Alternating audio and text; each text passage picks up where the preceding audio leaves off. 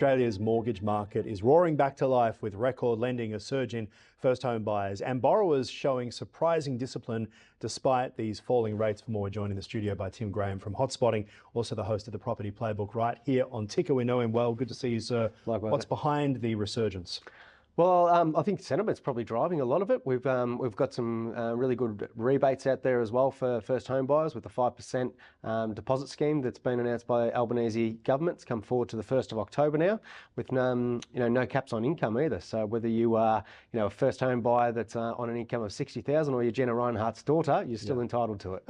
Which is pretty good for Jenna Reinhardt's daughter. Now, let's talk about loans in June. I had to double check this figure. I still can't believe it.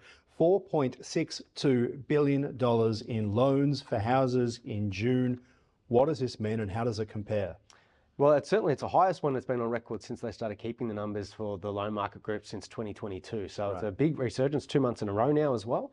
So yeah, it's a sign of positivity in the real estate market here. And the other thing that was interesting as well was that for people that are already in the market, their repayments, they're actually continuing to pay at the higher rate despite a couple of loan drops. Which is a sign that when we talk about the economy slowing because rates were higher, it was probably other things. If rates are coming down and they're able to keep paying them at that higher rate, I guess we have to look for another culprit, don't we?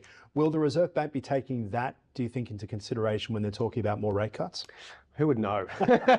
No, I don't really know their name to anything no one anymore. put the name anymore. Yeah, right. But look, I think that they certainly have to take into consideration. But inflation now under wraps with back in that healthy band of 2 to 3%. I think we've got some some signs there that we could have some more rate drops later in the year. I don't think we're going to be getting down to the territory we were 2 years ago, but certainly a bit of positivity around some rate drops and giving some households a bit of certainty on their cost of living. Now, interestingly, with these facts as well, is Victoria is doing quite well. New South Wales lagging behind. Is Victoria now just full of bargain hunters because the property market has been in a bit of a slump? Look, I think the word that sort of sums it up is affordability.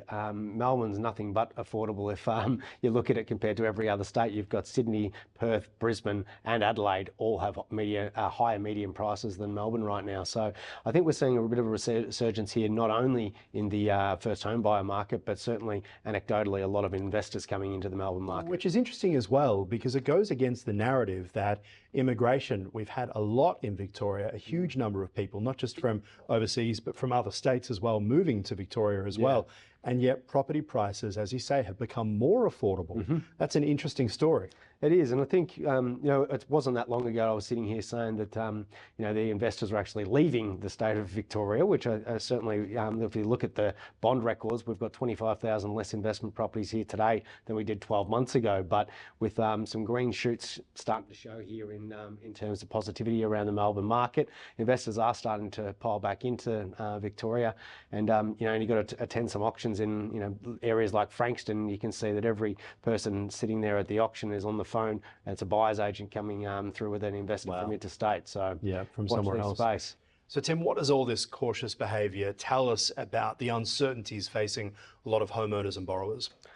Yeah, look, I suppose, first home buyers might be piling into the market. I think the ones that have been around a few more decades and seen what's happening overseas might be playing a little bit more cautiously. We can see that people are paying a lot more into their mortgage now, to basically getting ready for a bit of a negative time if it comes along. They're prepared and they know that they're ahead of their mortgage.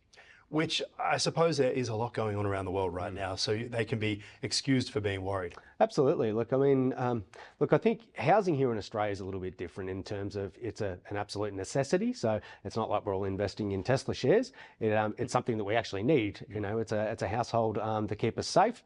But I think at the same time, as much as I think the real estate market is safe from a lot of the stuff that's going on overseas, those cost of living pressures that are coming back into Australia are certainly making a lot of households feel the pinch. That's why they're getting ahead of it.